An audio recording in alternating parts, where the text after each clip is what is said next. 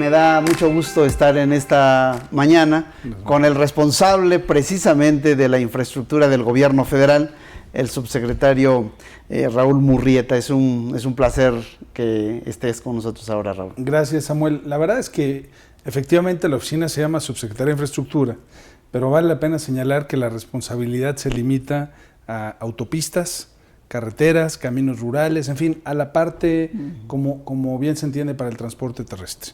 Pero encantados de estar contigo y con tu auditorio y de compartir que bueno, pues hay un programa y que ese programa está en ejecución y no se ha detenido. Pues muchas gracias, subsecretario. En términos generales, quisiera que nos describiera cuál es el estado actual del plan, de este plan de infraestructura que tiene el gobierno, cómo se ha venido desenvolviendo en este año, que es un año complicado particularmente, y en qué situación nos encontramos en este momento. La verdad es que sí, es un año diferente, ¿no? Recibimos la información de las limitaciones presupuestales, pero vale la pena señalar que como se arrancaron una serie de programas y de proyectos de manera muy importante, pues la primera instrucción que recibimos fue no detener los proyectos que están en marcha. Finalmente fue conocido el impacto de la suspensión del tema del ferrocarril de México-Querétaro, el tren de alta velocidad, y eso absorbe mucho del choque que tiene que ver con el sector de comunicaciones y transportes. Lo que tiene que ver con autopistas, el compromiso que hicimos fue de hacer al menos 46 autopistas nuevas. Vamos en ruta, eso no se va a ver afectado en realidad de manera importante porque un componente fundamental ahí es la inversión del sector privado. Ahí realmente somos facilitadores. Te comparto y le comparto a tu auditorio que de los 46 autopistas que hemos comprometido, 45 ya están adjudicadas, ya están en un proceso de construcción o quizás un poquito previo en términos de que estén pues con los diferentes permisos, pero ya sabemos quiénes las van a construir. Nos está faltando la número 46, que es la entrada de Indios Verdes a Santa Clara, que hoy está publicada las bases de licitación, que tenemos un proceso ahí del cual platicaremos en un momento, si me lo permites, pero que es un proyecto muy ambicioso, muy interesante para cambiarle el rostro a esta parte de la entrada de la Ciudad de México. Y luego tenemos la parte del desarrollo de carreteras libres de peaje, lo que es el tema de carreteras federales, donde ahí sí tenemos un ajuste en metas derivado de la nueva realidad presupuestal, donde nos hemos comprometido hoy, ya con la información ajustada, a entregar 80 carreteras, ya sea modernizadas. De estas 80, cuando hablamos de modernización, hablamos de carriles adicionales, cuando pasas de 2 a 4 carriles, de 2 a 3 carriles, en fin, depende los aforos que tengamos, pero además de estas 80, 20 son trazos completamente nuevos. Entonces, sí estamos hablando de mover la infraestructura carretera de este país. Se van a desarrollar muchos libramientos, muchos puentes. El tema de los libramientos se vuelve muy relevante porque te permite sacar tráfico pesado de las ciudades. Y eso no se ha detenido, ¿no? Plan Michoacán, todo un éxito. El Plan Guerrero, que ya se concluyó al 97%. Nos está faltando un puente después de haber reconstruido más de 1025 caminos rurales, más de 130 puentes. Se reconstruyó Guerrero prácticamente en la parte de su infraestructura, en la parte que normalmente le hubiera tocado a los municipios y al Estado enfrentar. Gracias a la sensibilidad presidencial, pues se metió todo el aparato federal a resolver ahí esa inversión. Ok. Permíteme ir un paso atrás respecto de la infraestructura, porque si bien en el país tenemos grandes carencias de conectividad carretera, tenemos un territorio enorme, sin embargo, pareciera ser que con el retraso que tenemos en transporte ferroviario, o incluso yo diría con transporte aéreo en el país, pareciera ser que volvemos a concentrarnos en la infraestructura carretera como el eje central de la conectividad, no solamente para el transporte de pasajeros, sino creo yo incluso más importante para el transporte de bienes, de mercancías en el país, en términos del comercio. No sé cuál es su percepción respecto de esto, pero me gustaría tener su opinión, subsecretario. Déjame irme también con un antecedente, y es entender por qué es que se debe de desarrollar la infraestructura carretera en el país. Por un lado tienes un principio de justicia social, cuando estás conectando comunidades, cuando estás volviendo a hacer puentes rurales en la montaña de Guerrero, pues entiendes que no puedes esperar al tren, que no puedes hablar de avión y que lo que resuelve en ese momento en la montaña de Guerrero es la reconstrucción de un puente rural. Cuando estás viendo el norte del país, cuando estás viendo las maquiladoras en el Bajío de automóviles, las armadoras de automóviles, y que ya lograron todo este clúster automotriz regional tan importante, bueno, la razón por la que están llegando tantas armadoras de coches es por la conectividad carretera y la conectividad ferroviaria que ahí se está teniendo. Entonces, a ese nivel se vuelve muy relevante la multimodalidad. El que puedan llegar a un puerto con instalaciones detonadas, que puedan subir los vehículos o las piezas de los vehículos al ferrocarril, trabajarlos en las armadoras y llevarlos de regreso.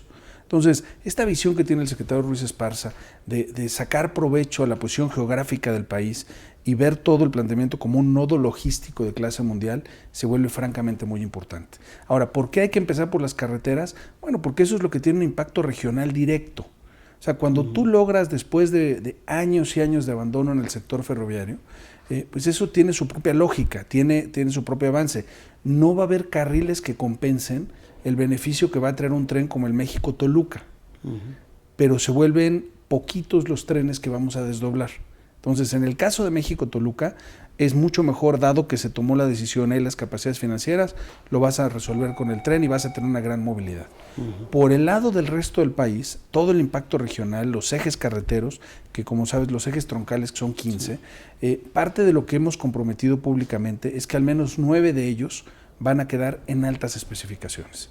Entonces, lo que te quiero decir es que qué bueno que viene el desarrollo aeroportuario, digo, qué más que un nuevo aeropuerto para la Ciudad de México, que viene desarrollo en puertos, donde la promesa básica de mis colegas es duplicar la capacidad instalada del manejo de carga en los puertos, donde viene el desarrollo de trenes, donde tienes el México-Toluca, donde tienes el metro de Guadalajara, el metro de Monterrey, en fin, y todo lo que es la agenda de telecomunicaciones, que es de altísimo impacto. Sí. Pero todo eso se genera y se complementa realmente muy bien con todo el tema de carreteras.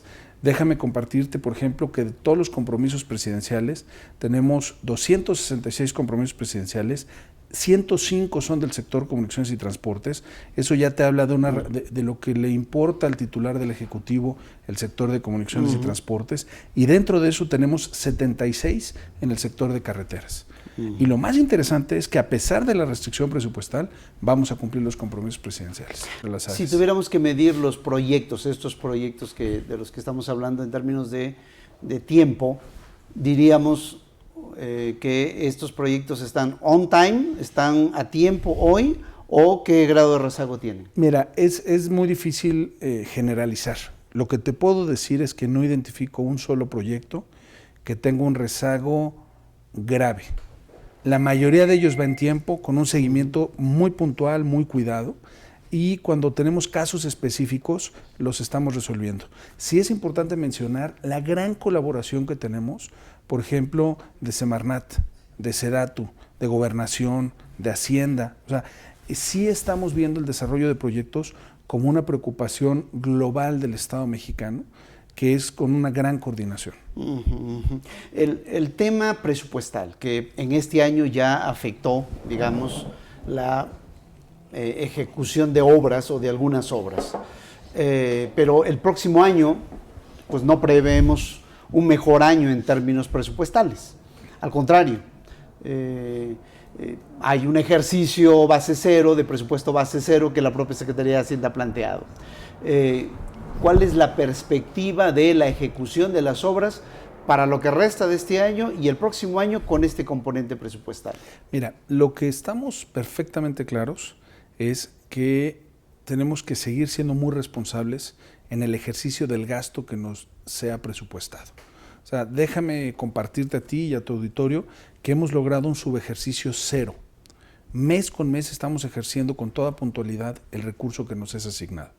¿Eso qué quiere decir? Que si en esta dinámica del ejercicio de presupuesto base cero para el 2016 logramos que nos asignen recursos mayores, van a caer en buena infraestructura, van a caer en buenos proyectos y tenemos más proyectos que podemos ir desarrollando en el país. Si resulta que tenemos que sacrificar el desarrollo de un camino rural porque a cambio de eso se va a hacer un hospital.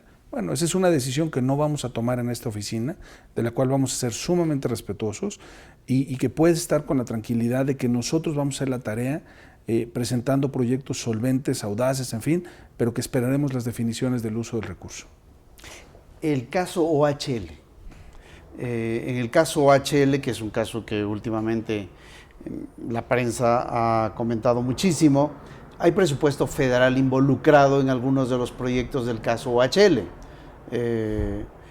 ¿Por qué esta empresa llevó la mayor parte de los contratos? A ver, yo creo que es interesante cuando tú dices el caso OHL. Me gustaría dividirlo en 3 agendas.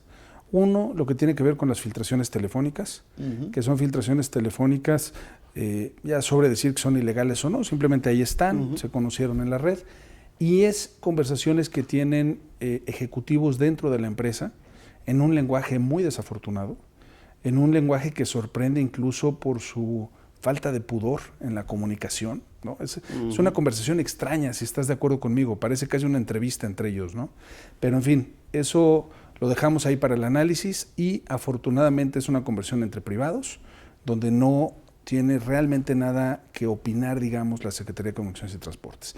Te comento, por ejemplo, en la primera grabación, donde lo que hablan es de unas modificaciones al título del viaducto Bicentenario, pues un dato muy concreto es que no ha habido modificaciones al título del viaducto Bicentenario.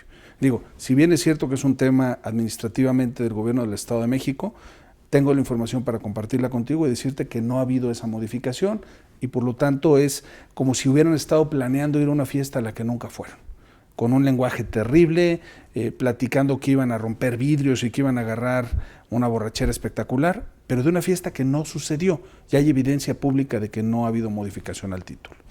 El tema, eso es lo que tiene que ver con las grabaciones, ¿no? Y por cierto, vale la pena señalar, Samuel, que dado lo que se ve, que grabaron en octubre y grabaron en enero, y a un jugador muy importante de la empresa, que es el que tenía una comunicación natural con el gobierno a distintos niveles, pues tampoco es de sorprenderse si aparece después algún otro audio, digo, y ojalá lo tengan en un lenguaje más moderado y apegados a la verdad.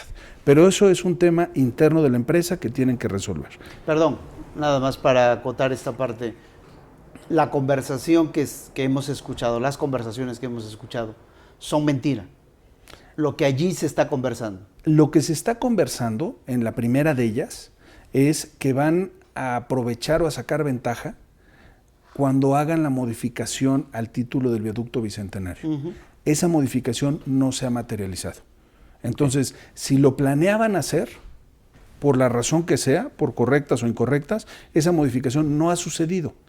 Todo lo que ahí describen de que, oye, le voy a cambiar el dato, etcétera, no ha sucedido, por lo tanto, no hay una situación que se hubiera consumado en perjuicio de nadie. ¿De acuerdo?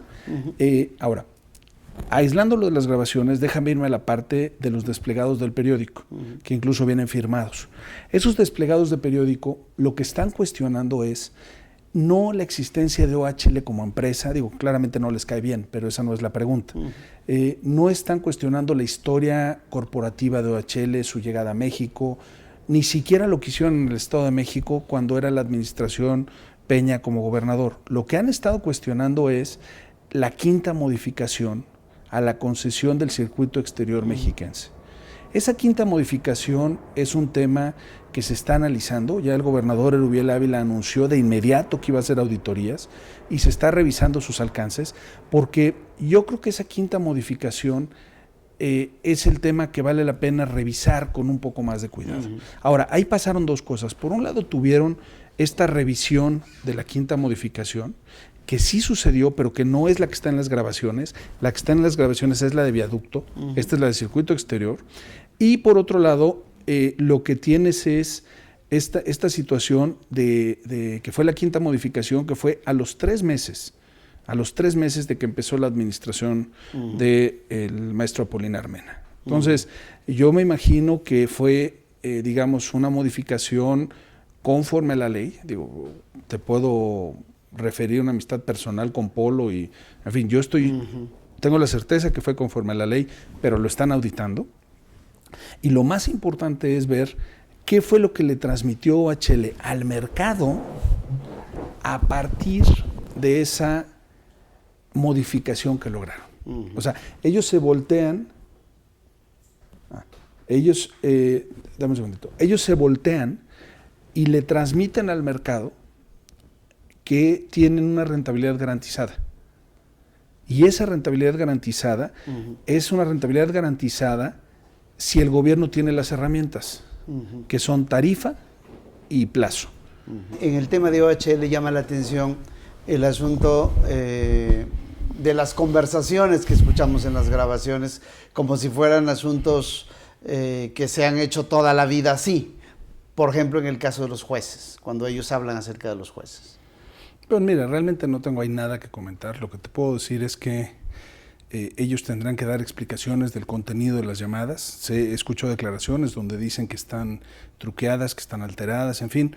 Permíteme no opinar respecto a unas llamadas que son dentro de funcionarios de una empresa privada con la que, pues que conocemos públicamente, etcétera. Lo que sí te puedo decir es que, por ejemplo, en esta administración federal, a pesar de que ya vamos cercanos a medio camino, solamente ha habido una concesión que les ha resultado adjudicada.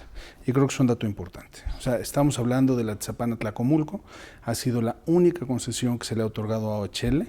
Ellos participan en otra, pero es una concesión heredada, es una concesión que ellos obtuvieron antes de que empezara esta administración federal, que tiene que ver con Amozoc Perote. Pero, pues entonces, digo, ha habido, como te decía, ya las 46 autopistas del país, ya todas tienen, salvo una, nombre y apellido. Y en el caso de OHL, pues eso es lo que estamos ahí identificando, ¿no? Entonces, creo que también vale la pena ponerlo en su justa dimensión. Claro que nos inquieta a todos porque es un lenguaje que sobrepasa lo que uno normalmente escucha y te genera una sensación de sorpresa, etcétera.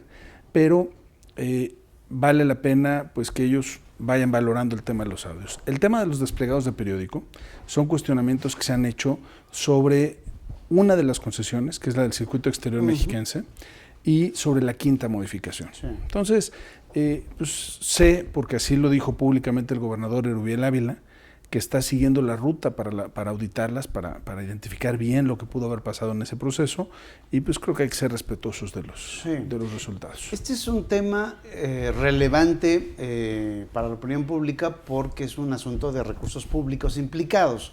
De ahí la importancia, no solo mediática, sino la importancia que tiene para la ciudadanía el saber en qué se están usando los recursos públicos, sobre todo cuando hablamos de proyectos multimillonarios como son los que se manejan en materia de infraestructura. Y me parece muy importante que en todos estos proyectos de infraestructura no haya ninguna sombra en relación a cómo se están ejerciendo estos recursos, sobre todo porque en el sexenio ha habido algunos casos muy puntuales, que usted conoce muy bien, subsecretario, en donde se ha implicado incluso al presidente de la República o al secretario de Hacienda en presuntos asuntos de tráfico de influencias o de corrupción, para decirlo claramente, y por eso me parece interesante. Por ejemplo, hace algunos días se hablaba de denuncias de algunos moches, como se le dice mexicanamente, en el estado de Oaxaca por parte del delegado de la Secretaría de Comunicaciones y Transportes. Lo empezamos a revisar de inmediato y descubrimos historias que merecen ser revisadas. Porque por un lado tienes el señalamiento, cuando tú tienes concursos de 30, de 40 empresas y solo gana uno, pues tienes muchos agraviados. Y resulta, cuando empiezo a hacer las consultas, que quien genera el desplegado, en el caso concreto de Oaxaca, pues es una empresa que se queja que no ha sido favorecida y dice que puede quitar los desplegados a cambio de un par de obras. Entonces, pues también es algo que tenemos que ir balanceando, o sea, y la manera de balancearlo es a través de transparencia. Lo que estamos haciendo, y derivado del caso de Oaxaca, es una revisión de todos los fallos del país en términos de que esté balanceado. O sea, si a ti te toca una obra y otra le toca a otra persona, en fin, pareciera que es algo razonable. Si resulta que en un centro de SCT das 15 fallos y 6, 7 fallos son para la misma empresa, pues digo, su buena suerte genera suspicacia. Entonces, yo siempre he creído que a partir de los datos puedes generar un balance de que te da información y los datos son los que te pueden orientar. ¿Qué estamos haciendo en paralelo? Pues recordarle a todo mundo que los contratos que manejamos, los fallos que manejamos son información pública de oficio, no están en Internet porque seamos gentes amables, están en Internet porque así lo mandata la ley. Y a partir de ese cumplimiento de la ley tienes una transparencia en la operación que te permite detectar muchas cosas. Y las descalificaciones por temas de favoritismos, la única manera en que puedes validarlas es si al final tuvieron el fallo o no tuvieron el fallo, porque todo lo demás es expectativa. Si tienen el contrato y es consistente que las mismas empresas hacen todas las obras, bueno, yo creo que ahí sí tienes una situación que revisar.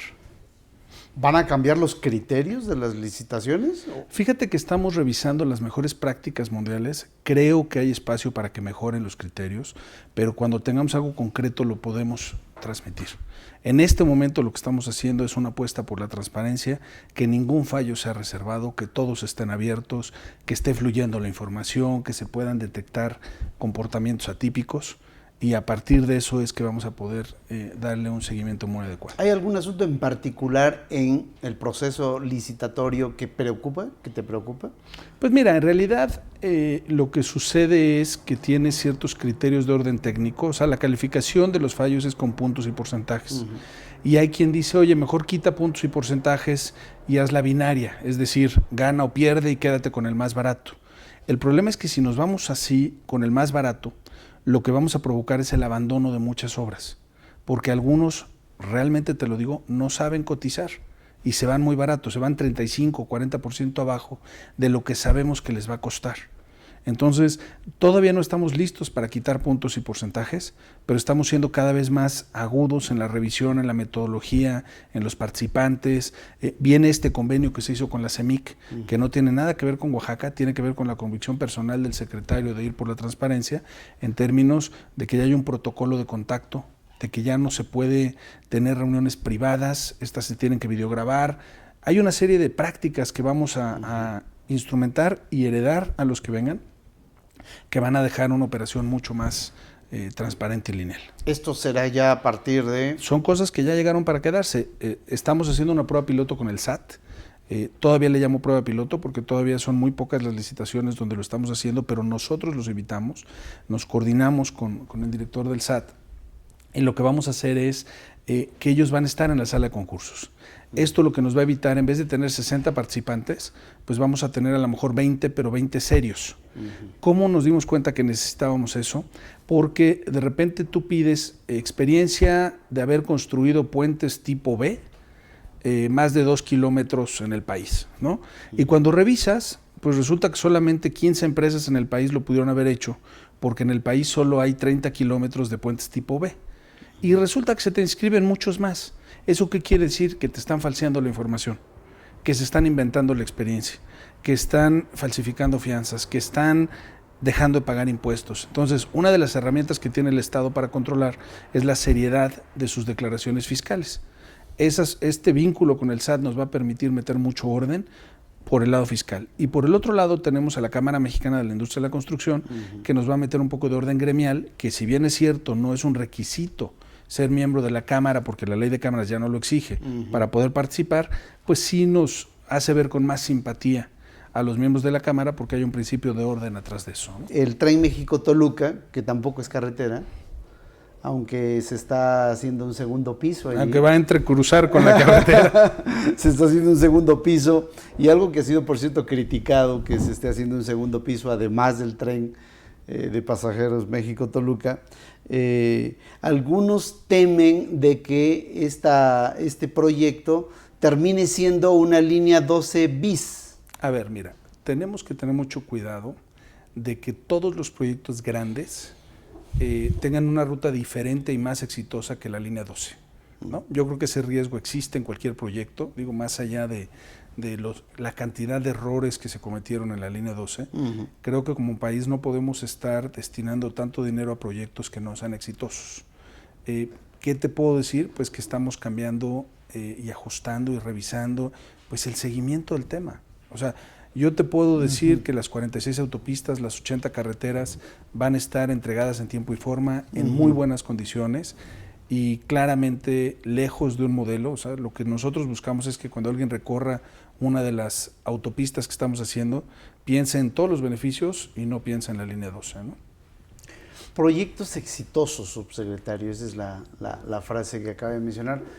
Proyectos exitosos, digamos, los aforos de México-Toluca son suficientemente amplios, suficientemente grandes hacia el futuro como para justificar 2 niveles de autopistas entre México y Toluca y justificar además un tren de pasajeros. Mira, en México hemos cometido el error, considero, de siempre llevar la infraestructura después de que ésta es necesaria. Cuando tú recorres otros países, te encuentras avenidas inmensas que van a ir llenando con el tiempo y por lo tanto nunca tienen ese colapso en las vías.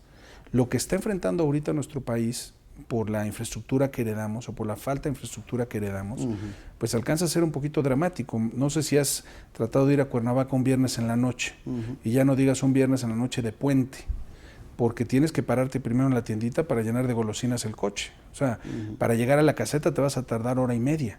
Bueno, eso es inaceptable, eso en calidad de vida es inaceptable. Si alguien hubiera decidido hacer lo que ahorita estamos haciendo hace 4 o 5 años, no hubiéramos llegado a esos cuellos de botella. O sea, el tener que voltear la vialidad de Viaducto Tlalpan para salir un viernes en la noche, pues te habla de falta de capacidad instalada. Entonces, ¿qué estamos haciendo en esta administración? Tratar de acelerar lo que es la capacidad instalada de infraestructura vial para que no tengamos estas crisis de movilidad. ¿Qué sucede? Que en realidad en la Ciudad de México nos movemos con equilibrios muy frágiles. Las cosas no han salido de veras de milagro, porque de repente pasas horas en el tráfico que no mereces pasar en el tráfico, que la gente no merece pasar en el tráfico. Por eso estamos trabajando todos los accesos de la Ciudad de México al mismo tiempo, la salida de Cuernavaca, la salida de Puebla, la México-Querétaro, el segundo piso de Toluca, y en todas ellas, la de Pachuca, en todas ellas hay una inversión muy importante, o del SCT, o de privados, o de caminos y puentes federales, pero tenemos que recuperar la viabilidad de la Ciudad de México, que el salir de fin de semana vuelva a ser una actividad que consideres, porque a 1 hora ya estás en tu destino, a 1:30, etcétera. De repente Acapulco hace 10 años estaba a 3:30. Ahorita Acapulco ya está a 6 horas. Porque si tú cuentas desde el tráfico que te toca un viernes en la noche para salir y cuando tengamos resuelto el segundo piso para salir, 7 kilómetros de viaducto elevado, cuando tengamos el paso express por Cuernavaca, yo no sé en qué momento cruzar Cuernavaca se volvió un deporte extremo. Digo, ahora con el paso express vamos a recuperar esa vialidad de manera muy importante, ¿no? Y vamos a volver a tener Acapulco a 3:30. Precisamente de la carretera México-Querétaro, bueno, tenemos un proyecto cancelado como el tren. Suspendido. Déjalo así, déjalo. Esa es una buena pregunta. Se suspendió indefinidamente. Eso es cierto, se suspendió indefinidamente. Se suspendió indefinidamente. ¿Así va a quedar suspendido indefinidamente? Mira, déjame abusar de que no es parte de mi materia, pero lo que yo espero es que volvamos a ver un petróleo de buen nivel y conforme se vayan consolidando las reformas y llegue la inversión extranjera directa y se puedan tener los beneficios de las reformas, yo no tengo la menor duda que ese proyecto va a existir. Si va a ser dentro de los próximos 3 años y días o no, pues algo que veremos juntos. Pero es probable que lo veamos en este mismo sexenio. Bueno, finalmente, a ver, lo único claro es que ya no lo verías terminado. Claro. Eso sí ya lo entendemos todos por el proceso constructivo. Yo creo que hay que esperar a que maduren las reformas, a que sean tangibles los beneficios y eventualmente vas a tener que tener un tren de alta velocidad entre México y Querétaro. La pregunta es ¿cuándo se empieza?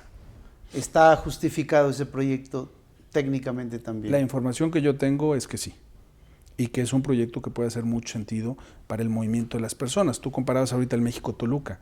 Tú imagínate lo que va a ser despertar en el Valle de Toluca y estar a 25 minutos de tu trabajo en un tren, no tienes que manejar, no hay estrés, puedes ir leyendo, puedes ir chateando, en fin, y vas a llegar a tu trabajo en 25 minutos. Hay muchas personas en la Ciudad de México que no logran esa calidad de vida. Hoy tenemos, digamos, problemas en términos de conectividad. A ver, el tema con la conectividad es que siempre puede estar mejor. No es un tema de descalificar la que hay ahorita, porque digo, todo depende con qué país te compares, con qué circunstancia. Hoy puedes recorrer el país por carretera de una manera bastante razonable. ¿Qué estamos haciendo? Pues procurando que esto sea una infraestructura estable, que esté mejorando, que de los 15 ejes troncales hemos comprometido 9 de ellos que queden de alta especificación. Por eso es que hay varios libramientos en la ecuación que evite que la carga pase por las ciudades, en fin, y estos ejes carreteros los estamos cuidando, alimentando y creciendo en todo el país. Sé que Capufe no es parte tampoco de su responsabilidad. Ahí es diferente porque en Capufe el señor secretario es el presidente del Consejo de Administración y yo soy el suplente en las ausencias de él en ese Consejo de Administración. Entonces Capufe sí me es mucho más cercano que trenes y que aeropuertos y puertos. Bueno, entonces déjeme decirle que como usuario de Capufe y como periodista que soy también, no tenemos precisamente un buen servicio en términos de lo que han sido los pasos por las casetas y en el uso de las carreteras en Capufe. A ver, aquí tenemos que distinguir lo que es la interoperabilidad de los tags de telepeaje que son específicamente los de Capufe. La interoperabilidad, más que una responsabilidad de Capufe, o sea, Capufe es un actor protagónico de la interoperabilidad, pero no se resuelve nada más con Capufe. Depende también de los otros operadores. Y ahí el vaso comunicante es la Subsecretaría de Infraestructura. Entonces, lo que estamos trabajando es toda la parte, ya hoy existe algo que en Estados Unidos se tardaron años en tener, que es que pudieras con un tag recorrer todo el país. Todavía estamos enfrentando algunos retos de conectividad y algunos retos del software que se está utilizando para que esto sea todavía más eficiente. Pero vamos en la ruta correcta y lo tenemos medido. ¿Cuándo tendremos eso? Bueno, es que depende... Funcionando, subsecretario. A ver, ya está funcionando, pero va a quedar mucho mejor antes de que termine la administración. Hay etapas muy claras, estamos yendo al cambio de las antenas lectoras de los tags, estamos presionando a los diferentes operadores para que tengan una inversión tecnológica importante y es hacia lo que vamos y realmente vas a estar muy orgulloso de lo que te va a dar el tag único muy pronto. Pero hace meses ni siquiera se hablaba de la interoperabilidad. Tu coche parecía credenciales de militar retirado porque tenías 3, 4 tags. Bueno, ya eso es cada vez más eficiente y lo que sigue es que a distancia se pueda abrir la pluma y tú puedas pasar muy rápido. A veces pasa que el coche de delante de ti no trae saldo porque el adolescente se lo gastó y no se lo dijo a la mamá jura que trae saldo y en lo que sacas ese coche de la vía le afecta a los de atrás. Pero estamos trabajando en eso. Bueno, esperamos con muchas ganas el que esto funcione como debería funcionar. No te preocupes, los primeros que me lo recuerdan es mi familia cada vez que salgo a carretera. Muchas gracias. Muchas gracias.